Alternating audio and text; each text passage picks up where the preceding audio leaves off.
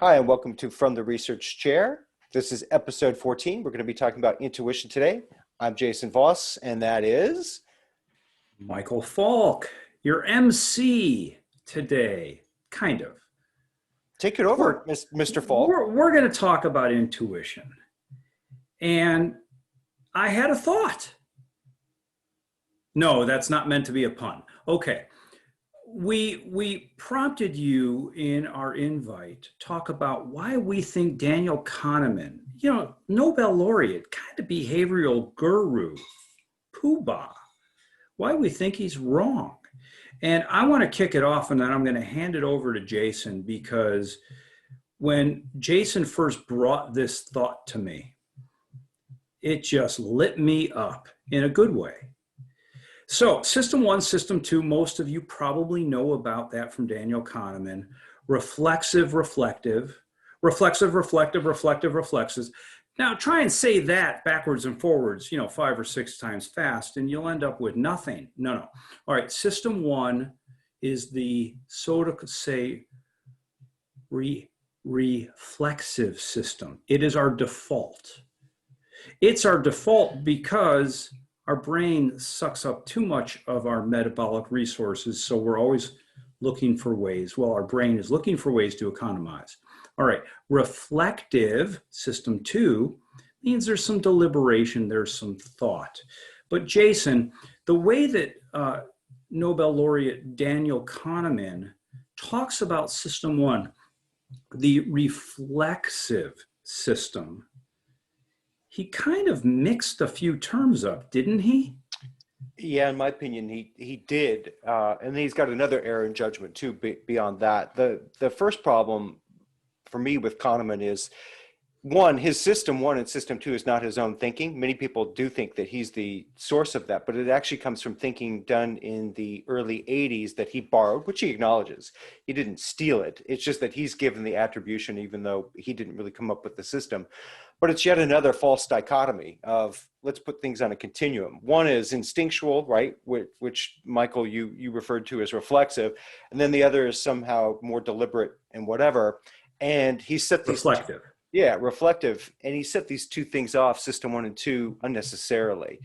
So in his book, Thinking Fast and Slow, which I actually am a fan of, I think it is a must-read book for those in the investment business.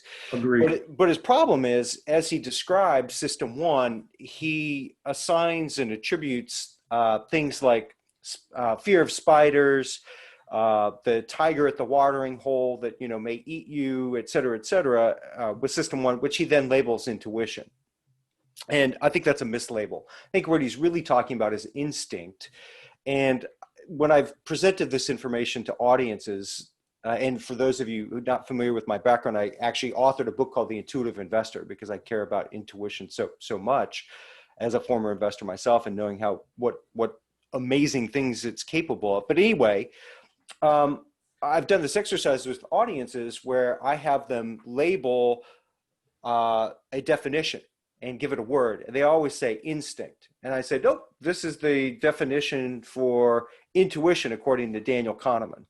And then I compare it to the Oxford English Dictionary's definition for instinct, and there's a 1-for-1 overlap. And then I put up the definition for intuition from the OED, and it turns out it's really different in terms of what's going on. And science has actually weighed in, but I want to pause because that's a mouthful. In short, Kahneman has mislabeled system one as intuition. He really meant instinct. And then his second mistake is he's left a third system out, which science actually acknowledges, a system three, if you will, which I'll call intuition. And it behaves very differently if you look at it neuroscientifically, like if you actually watch the brain and what's happening. Michael, what were you going to say? Well, I like expanding. So we've taken 2 and we've made it 3. So we're up 50% in this short amount of time. That's a beautiful accomplishment. Now, I want to come back to terms because language is such an important topic, even for investment people. And people think investors are all about numbers and probability and math. Language is critical. I use the terms reflexive and reflective to have fun with people. You used different terms perfectly fine because we're all using just our own ideas of good descriptors. Now, you've taken my reflexive and clarified for our audience, and this is so valuable, folks. Listen to this clarification. You said it's instinct, not intuition. And Daniel Kahneman labeled this as intuition. You further distinguished saying, folks, I'm not just playing with words here. I'm talking about the neurons in your head in terms of there actually is a distinguished characteristic of instinct versus reflection versus intuition. Jason, take us a little bit more into the expansion based upon the scientific research. Yeah, you bet. Yeah. So I tend to think of them, the three systems, as instinct, intellect, and then intuition. And intuition is sort of a whole brain, not sort of, it is a whole brained activity. And the researchers that have looked at intuition quite seriously, and we have to remember too, Kahneman's a psychologist, not a neuroscientist. Yet he's making a neuroscience argument, which is he's out of familiar territory, and shame on him for doing so, in my opinion. Well, let's be nice to Daniel. He's actually a very good person. He's a really nice person. He insists on being called Danny. I have met him several times, and he is a really nice person, but he's wrong on this one, and unfortunately. And part of the problem, and Michael, you didn't say this, is that our community actually poo-poos intuition as a subject matter. And I've had conversations with investors, and they say, oh, we're trying as much as possible to remove intuition from our investment process. And that's the real danger. I've actually written to Kahneman about this. I'm like, when you shut down a word like that, intuition, it then makes harder conversations about what is it that's happening when, and here's what happens neuroscientifically, the entirety of the brain is lit up. So when we come to a neuroscience, an intuitive understanding of something, and this jibes with people's experience, the whole brain is firing. In fact, it feels amazing because it's like a sudden realization, and you're overcome with feelings of euphoria, and you have a profound sense of feeling in your head of, wow, everything's suddenly working together. And lo and behold, that's what neuroscience finds as well. And by the way, when they test instinctual responses, system one responses, reactive responses, Kahneman's right. They're centered in the amygdala and other regions affiliated with the amygdala. And he's correct that the prefrontal cortex, the intellectual thinking, system two, as he labels it, tends to fire up the prefrontal cortex when solving problems analytically. Where he's wrong is not recognizing that there's a third system, and he's mislabeled the other. But long and short of it, neuroscience shows, I think, 48 brain regions that fire when there's a solution to something through intuition. And it's a beautiful clarity when that happens for you. I've experienced it many times. My problem in the past, I'm much better now. No, well, we don't know. I didn't trust it. So Jason, help our audience understand, where does intuition actually come from? Not neuroscience, but give us a narrative. Where does it come from? And how might we begin to trust it a little bit more? And I'm happy to lay my biggest investment errors ever to bear for purposes of this dialogue. Yeah, and thank you for the question. This is actually where we get into uncharted territory. Neuroscientists, psychologists, spiritual folks don't really know. And I say spiritual folks because there is a lack of knowledge, and intuition and where it comes from remains over the horizon, over the capability of measurement. People can see it in action after the fact. They can see intuition in action like that, but where the solutions are coming from, people don't really know. But neuroscientists and psychologists who research this problem have acknowledged that it's over a horizon, and that sometimes the solutions, like one of the fictions is that intuition is just the recombination of existing knowledge you have, and if you didn't have that knowledge, you wouldn't have come up with a solution. But there are forms of intuition where a realization that no one has ever had in all of human history come into being. Like Newton's recognition of the calculus, for example, he himself said that it came out of nowhere. And that he said, my understanding of the universe came in an instant, but it then took me 6 years to describe it mathematically. So he didn't know where it came from. And it was a math like anything anybody had ever seen before.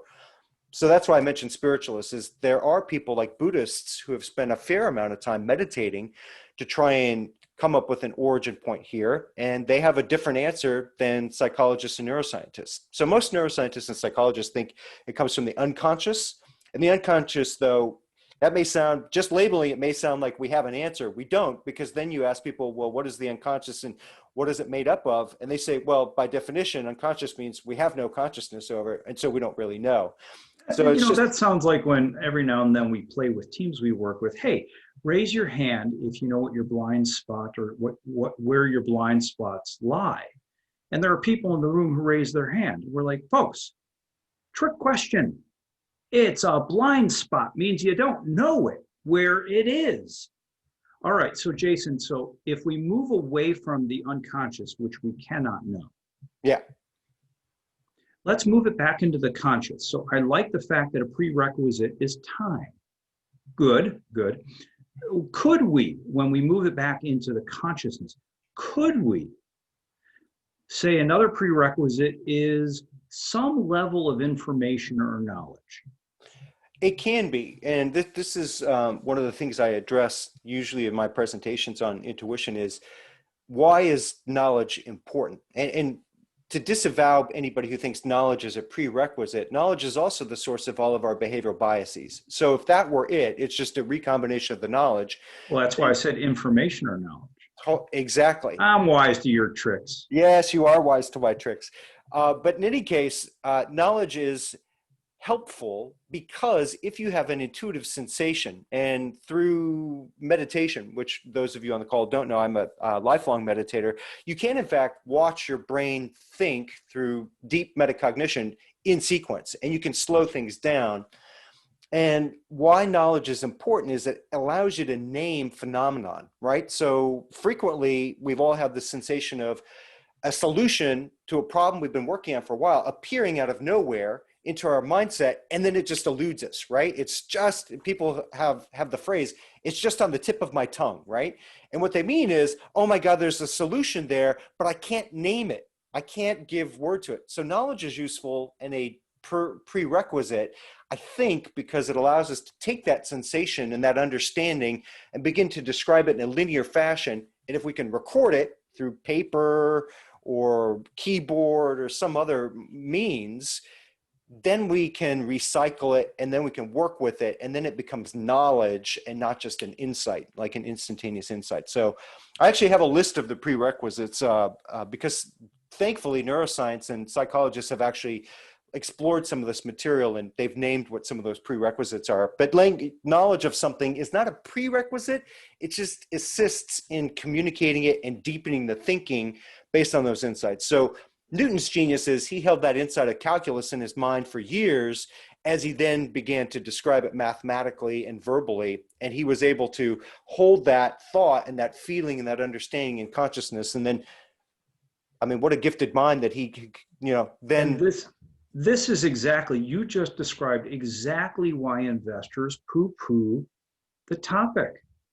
And it's not solely because of Danny. They poo-poo the topic because, Jason, you have this beautiful insight and you can't describe why. That would seem to be the antithesis of investment process. And what the industry has grown up, which is a good thing, they've grown up and understand that process is critically important for repeatability, but they neglect to leave a little space for intuition. And Jason, you've done a couple of times with teams we've worked with. I have to share with the audience here because I think this is so fascinating. So you get a sector analyst on an investment team we're working with. And Jason and I are with that analyst. And Jason will ask, all right, so you've got all these companies in your sector.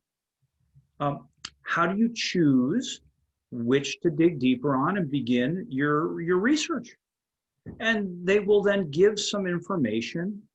They hand us a narrative as to how they do that. Now, whether that's true, we have our skepticism, and we think they may be just creating a narrative. But more to the point, Jason asks, how do you so quickly decide on all of the no's? What you choose not to spend time on? because you do that in an instant. And how do you do that? Jason, what happens when you ask this question and point this out to teams we work with? Well, we arrive at their cliffside, their intellectual cliffside, or their metacognitive. Metacognitive is your self-awareness of how you think.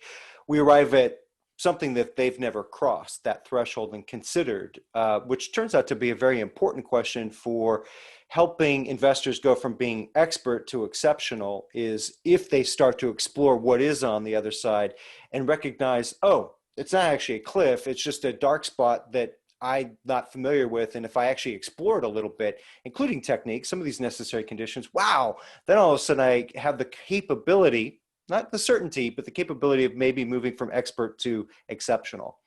And the point I want to make here is not just this valuable lesson that you don't just point it out in such an elegant way, you hammer it home. The bottom line, folks, is intuition is operating. It's going on in some way, shape, or form within you. Number one, do you recognize? And number two, not system one, just no, maybe I should go A and B, Jason. A, do you recognize it's actually happening? And B, do you trust it? Jason, can you talk to us about A and B a little bit? That it's actually happening. You just have to recognize. Maybe the first step is to admit. And then, of course, do you trust it? Yeah, before we hit that, I would love to hit just real quickly. I'm just going to read them off. I have them written down. I've spent over 10 years collecting. I'm not going to tell a whole bunch of stories here, but some of the stories. I mentioned Newton. I just want to share some of the scientific breakthroughs where the scientists themselves who were held responsible for the breakthrough, and these are the greatest scientific achievements of all time, they credit intuition with it. They're not crediting analytical process, they're crediting intuition. So it is happening. And then the question becomes, how can you cultivate it? So here I'm switching screens. Sorry, you won't see this. Newton with the calculus, Kekulé, who came up with the understanding of molecules and chemistry, Mendelev's periodic table, which we've all learned, he credited to intuition. Szilard with atomic energy and understanding how much power was locked up in atoms. I think Leo Szilard, I'm forgotten how you pronounce his name. Fission, which is Meitner and Frisch. Fermi's discovery of gamma rays. Einstein credited his discovery of relativity to his intuitive processes. Niels Bohr said that it was intuition that allowed him to respond elegantly, if you know your quantum physics, to the EPR paradox that Einstein, Podolsky, and I've forgotten the third scientist who questioned all of quantum physics, and Bohr's response, which many people rejected, spooky action at a distance, came through intuition. The structure of galaxies from Morgan, Freeman Dyson's standard model of physics, which is still used actually to fuel new scientific discoveries, because the standard model implies molecules should exist that we haven't yet discovered.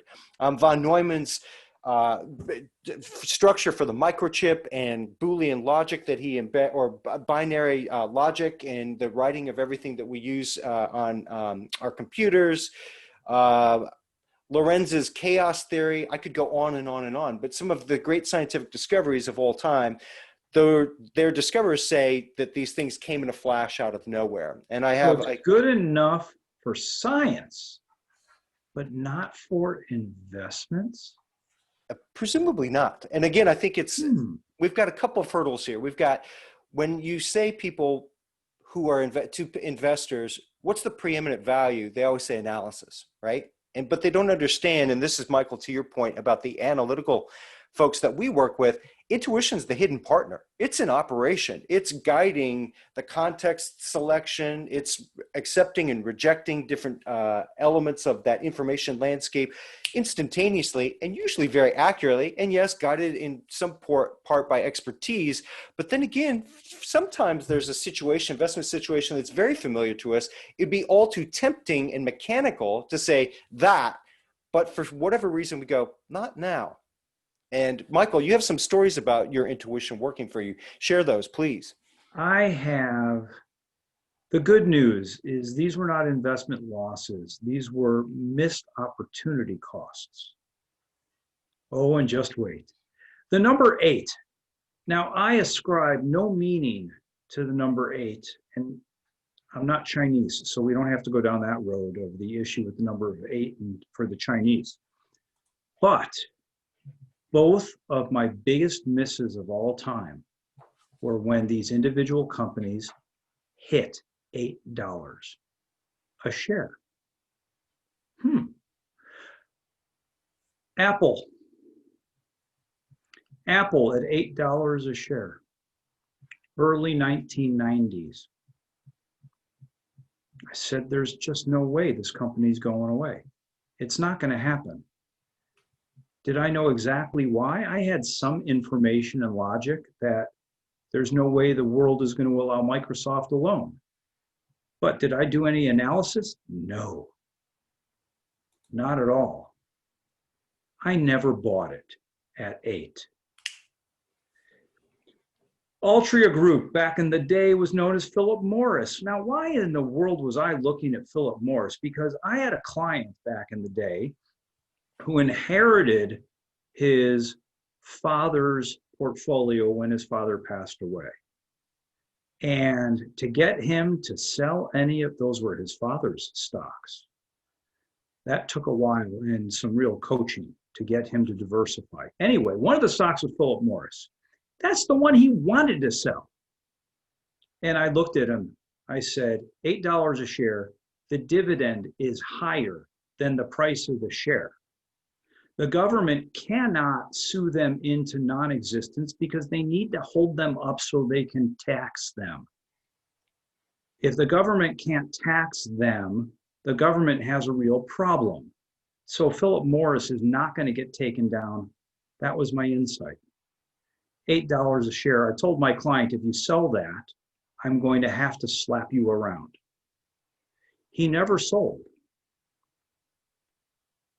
$8 a share. Jason, why is that number haunt me all over and over again? Well, I think I can't speak for you specifically, but this is one of the tricky things about intuition, why it is outside most investors' purview, is they haven't developed process around it. So it fires accidentally, and the insights from intuition collide with all of our rationalizations, all of our existing mental models, the sociologically acceptable narratives that take place within our firm. So for example, if you imagine having an insight about an investment that defies the investment philosophy of the product that you are a research analyst on, not only do you then have to overcome all of your own individual issues around that insight, you then have to then present and pitch the stock to a group of people who then you have to overcome all of their biases as well. So I think this is one of the reasons why. So I'm guessing, Michael, you didn't listen because you rationalized and you analyzed and you defaulted to mental models that ultimately didn't end up serving you. Possibly, but where we see this in real time with teams we work with, a per se value investment shop, and somebody on the team puts up a company that they think and believe is going to grow like gangbusters. And it's really cheap today.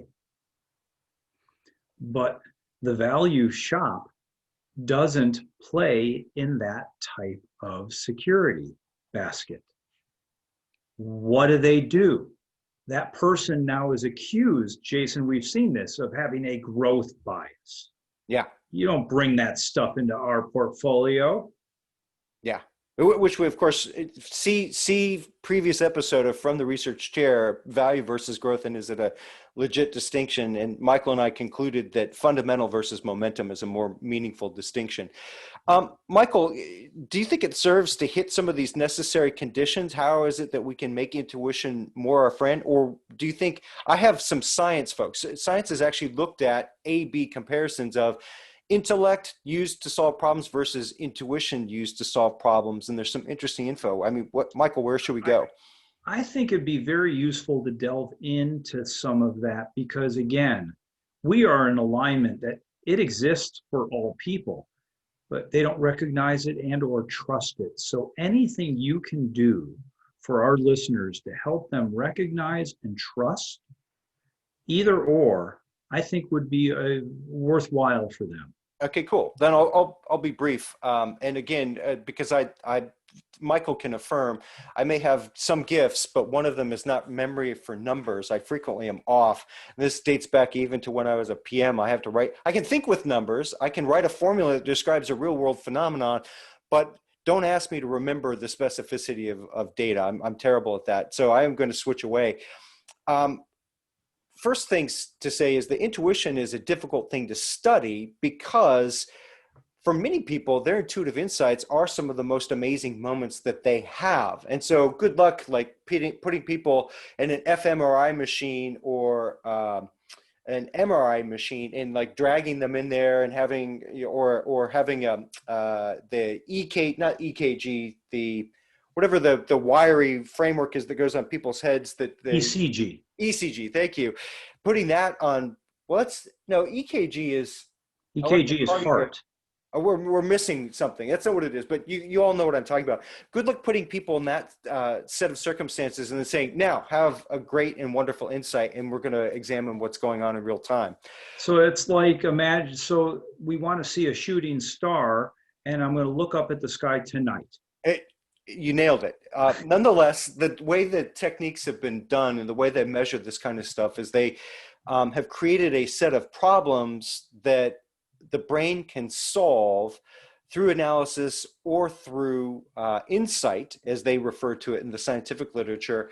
And these problems, for example, are like taking 3 words and then coming up with a 4th one. And Michael, you've heard this before with the remote associates test.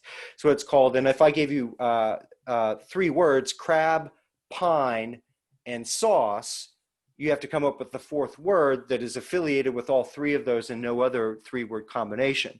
So again, those words are crab, pine, sauce, and the answer is apple. So crab apple, pineapple, apple sauce. So that's a type of a problem that can be solved analytically as well as through insight. And so one test of that remote associates test, they put people into an fMRI machine and they had people solve these problems. And then afterwards, they immediately had them push for with one hand whether that was an analysis solved problem or an insight one. And then they looked at the accuracy of the answers. And what they found is in that kind of a problem, insight or intuition was 93.7% accurate, whereas those labeled analysis 78.3%. Another way you can test intuition is through anagrams, right? So like the word slow, what other word can be formed from the word, the letters that make up the word slow? Owls, O-W-L-S. So that's another type of a problem where you can solve it analytically or through intuition. A test of that had insight labeled or accuracy 97.6% accurate, analysis 91.9% accurate. And all these results, of course, are statistically significant. I would share with you. The third one, and I love these types of problems, Rebus problems. These are almost like solving hieroglyphs. So like if I put up a human eye and then a heart and then a baby sheep, it would be I love you, right? So that's a rebus.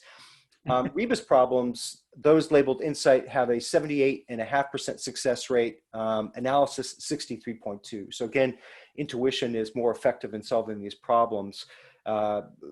And I've neglected to mention faster too, rapid solving of these problems versus those who are using analysis. And then the last one, visual aha. And that's like, I don't know if when you were a kid, they did connect the dots with you in your elementary schools. My stepdaughter didn't really ever do connect the dots because she grew up in kind of a digital era. But if you remember connect the dots, you can form an image of what the dots indicate well before you've connected the dots in sequence. So you can predict what it's going to be, even though it may just be a sequence of unconnected, disconnected dots at the start. And so the faster you're able to identify what the picture is going to form, the better. And again, insight 78.4% accuracy, those labeled analysis 41.5% accuracy. And again, intuition much faster.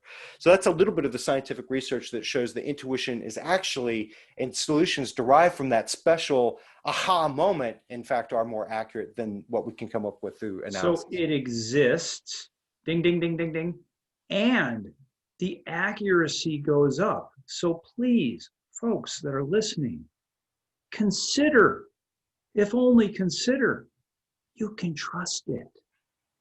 Right? Now, don't do it with leverage, right, as an investor, but you can trust it. Give it a shot. Recognize you do have it, if only for the no's, the things that you refuse to spend any time researching. Totally agree. And then start to allow it by trust. EEG. Thank you, Ed. You're absolutely right. EEG. And by the way, I was so into intuition as a subject, I actually looked at eBay at a used EEG machine. They're about 3,000 US, and I almost bought one back in like 2012, 2013, but I just was too busy at the time to sort of learn how to make it work and et cetera. But I would love to do experiments on this stuff. Oh, you are, okay.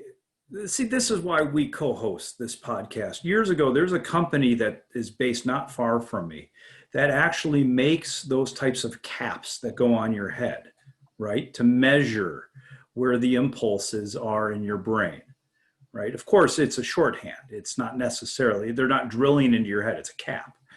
And people have talked for a while about that in the gaming world. Give it to every investor on your team. I contacted the company years ago and said, have you researched and studied this with investors and traders?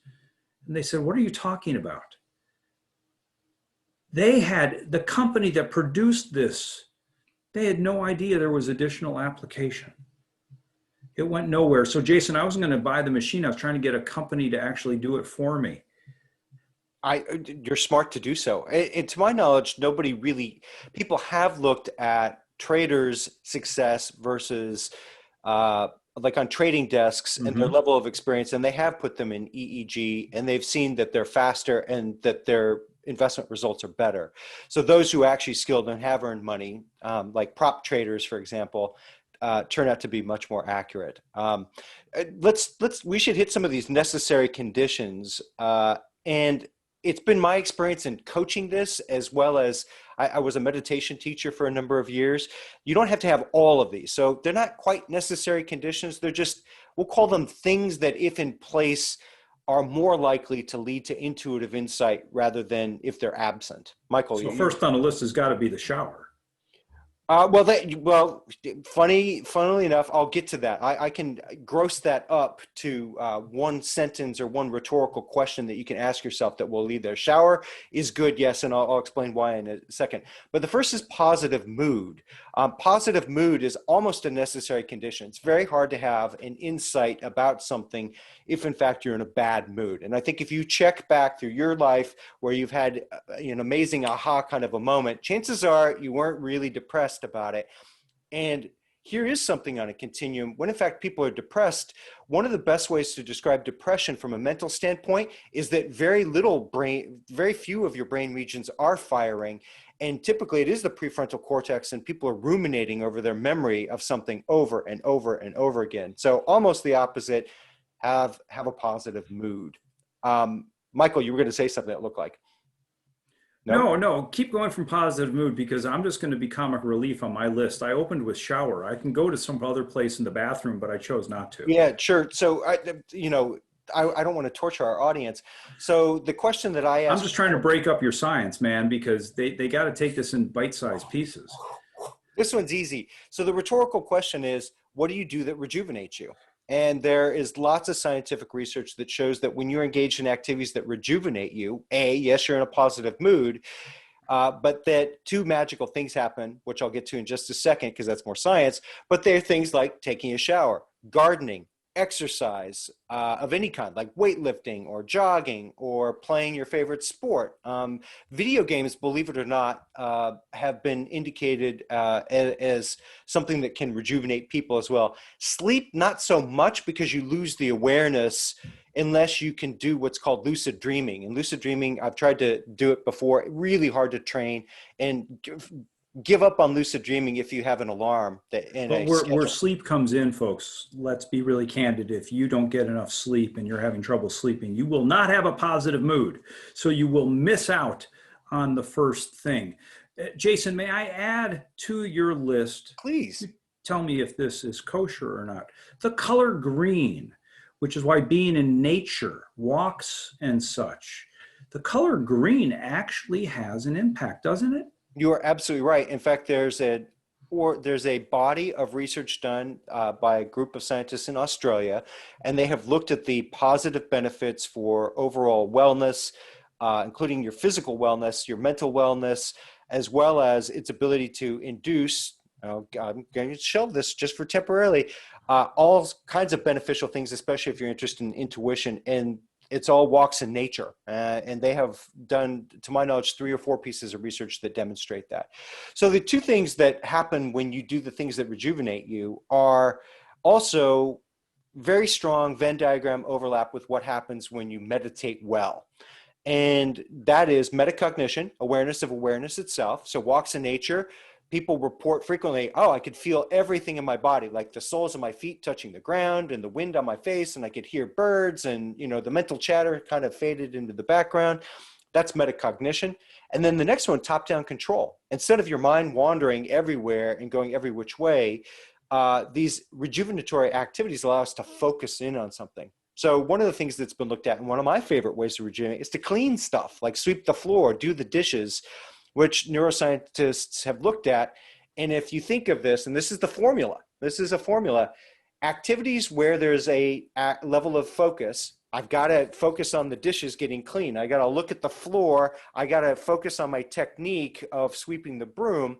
They tend to focus the mind, but they also tend to open it up, because I have to have awareness of the overall floor, or where are the dishes, how many dishes, which dish to do first. So 2 things. Some sort of focused activity, but nonetheless, not so focused that it occupies all of your consciousness, and then an awareness and a check-in repeatedly. Those activities tend to be rejuvenating, and they tend to induce meditation. They also tend to facilitate intuition. So There's a lot of different ways to do this. I got to tell you, when I wrote my first book, the one that was published in 2016, I had a year by contract to turn in my draft. And it was around going into November, December, the beginning of this period. I had already skipped a couple of months at the beginning of this year timeline, because I couldn't figure out how I wanted to start the book and write. My wife and son went away to my in-laws' place. I had a week and a half by myself. Do you think I got it done then? No. They came back. How much progress did you make? You had all that time. None. Because it hadn't clicked yet. That's how I think about it. Has it clicked? Yep. And then one day, boom. And I began to write. An avalanche, yeah. It's funny because those of you on the call who know me may know that I used to write for the Enterprising Investor. And I've written like 1,100 articles or something crazy at this point. It's a bit redonkulous. Yeah, and people are like, "Oh, you know so much about so many things." And one of my secrets is I only write when the click is there, and it usually is the form of a brain dump. And or they'll be like, "Oh, you're a very fast writer," and what they don't see are the weeks or months of preamble. And then all of a sudden it just sort of comes out, and it takes maybe an hour to actually get on paper what I've been germinating and marinating on mentally for a long time. I had almost a decade worth of research that went into that book. A decade. I had to go back and read files to see, is this still relevant? Can I use this? The click is really important, and we don't know when it's going to show up. Jason knows. I'll share with you. How did I enable it? I don't remember, Michael, but I hit it. Loud music in my ears. Yes. And a fine sipping tequila. You say loud music, but it was, I think you said speed metal, No, it was alternative metal.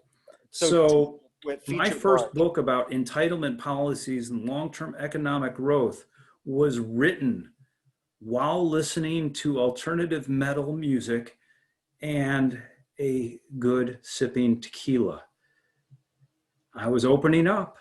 So I will tell you, Michael, you'll be thrilled. Music is also been shown because of its nature to trigger top-down control as well as metacognition. I'm Because you, not thrilled. I just understand. yeah, like once you understand the formula, you'll recognize all these activities that can facilitate. So is tequila on your list?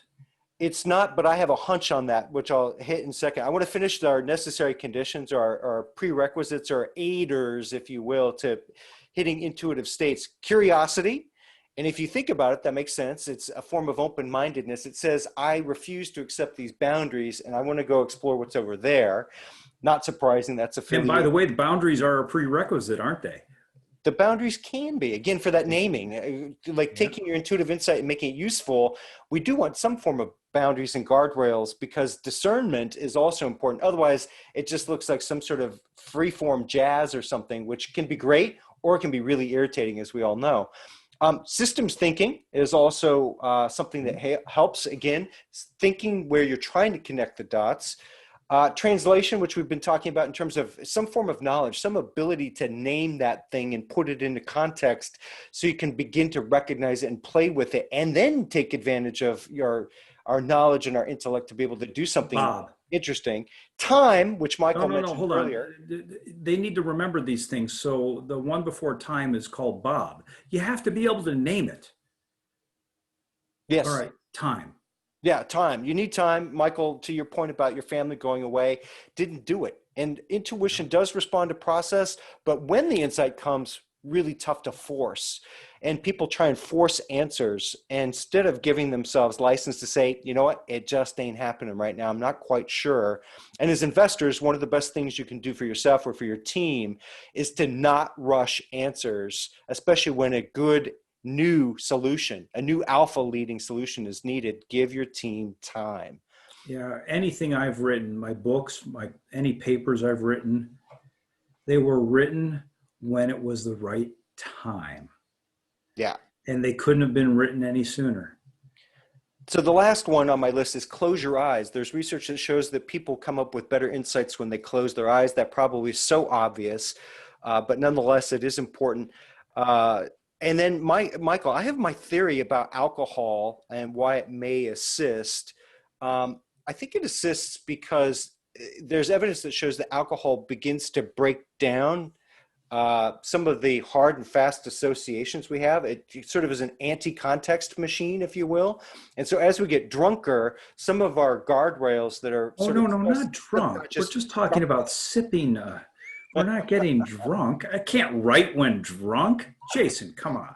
A friend of mine, Michael Gelb, who wrote a book called How to Think Like Leonardo da Vinci, he has a book called Wine Drinking for Inspired Thinking. And I was a reviewer on that book, and he does an exercise as a consultant with CEOs and C-suite teams where after the normal consulting work in the evening, he does the wine drinking session with them and they write poetry. And in his book, he has a number of the poems written by, these very, very analytical CEOs and CFOs, et cetera. And they're quite moving, actually. They're quite beautiful. And so, not surprisingly, people have found their inspiration with alcohol going back to I have another potential story on alcohol, maybe that's worthwhile of research. I don't know. Alcohol slows your breathing. People may or may not know that. When your breathing is slowed, Jason, when we go towards meditation, would it be fair to say that when you're meditating, your breathing is slowed? Absolutely. Yeah, it starts to I believe that there's something in the breathing is that actually alcohol helps to enable. Interesting. And again, you don't have to be drunk.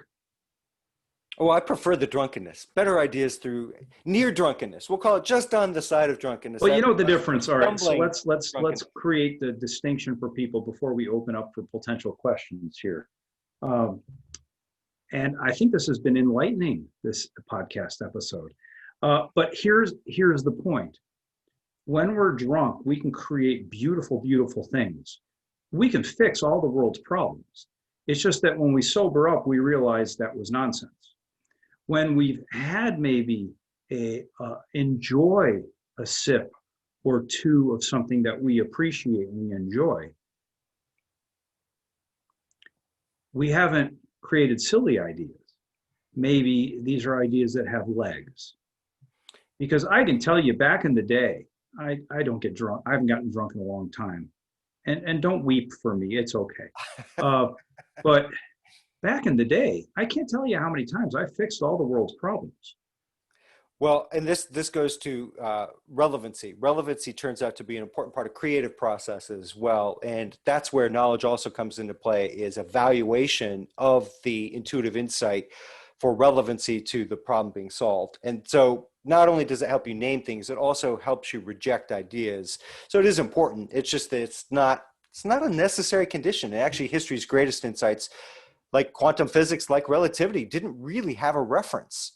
So it's not a requirement, and that's the thing I'm trying to disavow people of. We can pause for questions. Yeah, but let's make a connection. We started this beginning of this call. I was talking about language, and Jason, we've just now come full circle with what you just said.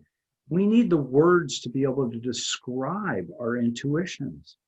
If we don't have the words, it's not ready yet, because it will enable us to communicate it. Until we can communicate it, where has it gotten us? Yeah. So, but before you do that, actually, that inspired me to say something. In Intuitive Investor, my book, I have a mental model, which is one of my go-tos, which is inspiration, imagination, thought, word, and deed. And it sort of is a cycle that helps you organize the activities of being an investor. Can you repeat that list, Jason, just in case Yeah, people wanted to note it down? Yeah, of course. So inspiration, right, which is the intuitive insight that just comes out of nowhere. Imagination, thought, and I'm going to pause there. Thought as in analysis. We think of that as left brain thinking, and yet another false dichotomy. And the imagination being the creative part. Creativity works really well with that intellectual partner. So inspiration, imagination, thought. So once you have your inspiration, you start to imagine things. That's Newton with calculus. What works to describe this sensation and this insight? That's Einstein working for several years to go from special relativity to general relativity. That's imagination working with thought in our understanding of stuff to begin to name stuff. And then word. We're starting to name this thing. We're starting to crystallize these ideas. And word also is in commitment. We're committed to developing these ideas that then naturally results in deed, the actions that are the natural result of this whole process. And that's one of my mental models for facilitating intuition. Thank you. Now, I want to take Ed's good question, because I have a story about this question. The HR question? Yes. Wonder how a job candidate would feel if we placed an EEG cap on their head during the interview process. There's undoubtedly a civil liberty line that would have been crossed to do this for HR. But what's really interesting is you can take a blood test. That's one way. You can do a spit test. And this, I think, should have been done with traders for a long time, right? Blood tests can talk about various levels of testosterone and other things like cortisol that are going on with you at that point in time. Maybe you're not ready to trade. Spit test can determine testosterone levels. Can you imagine? The traders are walking into the office, and before they can assume their chair and begin clicking away with trades, spit here and then wait 5 minutes and we'll tell you if you can trade today. Ed, to answer your question, from an HR perspective, brilliant, helpful, wouldn't get over the line from a legality perspective. I think he was saying it to be funny, my friend. Well, but I want to be serious about this, because what we can do these days, we can do different types of personality assessments. I can name two. And Michael, we did this with a team where they were specifically bringing us in to evaluate the quality of their thinking. And we had them take the remote associates test, as well as the FFMQ, I think, the five-facet mindfulness questionnaire, five-facet mindfulness questionnaire, both of which have been demonstrated as if you score high on it, you're more likely to have creative ideas and output. That's the remote associates test. Ed, remote associates test called the RAT, and then FFMQ, 5-facet mindfulness questionnaire, both of which we have the capability of administering via Focus. We can have you do it. And both are associated with or correlated with more creative, more mindful outcomes. And I have good normative data on the finance industry, and you can see how you score relative to your peers. Yeah, and what's really cool, so when somebody is willing to volunteer to take a test like that, completely kosher, not a problem. But anything invasive into the body hasn't crossed the line yet. What's really interesting is there's technology. If we're doing a Zoom interview, as an example, there's technology now that can do a heat map of what's going on in your face. And I can send a link to this science. It's going to blow your mind in a funny way. They can do a heat map of where the blood flow is in your face during the course of the conversation. And oddly enough, when people are stretching the truth, do you know where the blood flow goes? It starts to center around the nose. And they're jokingly calling this the Pinocchio effect. So there are ways, and people are wondering about the legality about using tools such as this during an interview process. For what because it's worth, kind of internal stuff versus somebody answering a question. Yeah, for what it's worth, I used to hire for intuition creativity for my research team. And one of my questions very simply was, what do you do that's creative? And tell me how, those outcomes happen. And I would ask them the how question to see how familiar they were with the inner workings of their mind. And I had pretty good understanding from my meditation experience. If they didn't have an understanding, or if they didn't have a good answer to that, and by the way, that turned out to be a gonad crusher question that most people couldn't answer. Is that a formal term? It is, since I've used it before on this podcast, that very same story. And then regarding intuition, I would ask people just point blank, what's more important, intuition or intellect, and just discuss. And then hear how familiar it wasn't. There's no right answer or wrong answer there. It just, if somebody makes a case for intuition, well, that tells you that you're dealing with somebody who respects it, which means that they're probably going to bring it into their process, as opposed to, I had some candidates just say, oh, I try and avoid intuition. Okay, well, great. Tell me how, let's look at your track record. You could still check it, but that's a very HR kosher way to ask these questions. Are there other questions? Ed, thank you for your contributions and your questions. Other questions? Anyone else on the call? Chat them in or unmute yourself and ask directly.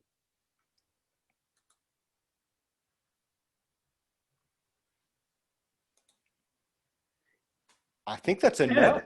Oh, Ed raised his hand. So the cap was not, it was, sort of wouldn't it be neat, but as we go along the process, I mean, that is, I think, not only, personally, but also those we surround ourselves with is, what's the most effective means of making sure that what you hear, right, your own biases, from a candidate or building out a team is correct. And that's why, for me, again, going through this conversation, it was just fantastic. And that's what made me think about it is, here, we're this cap.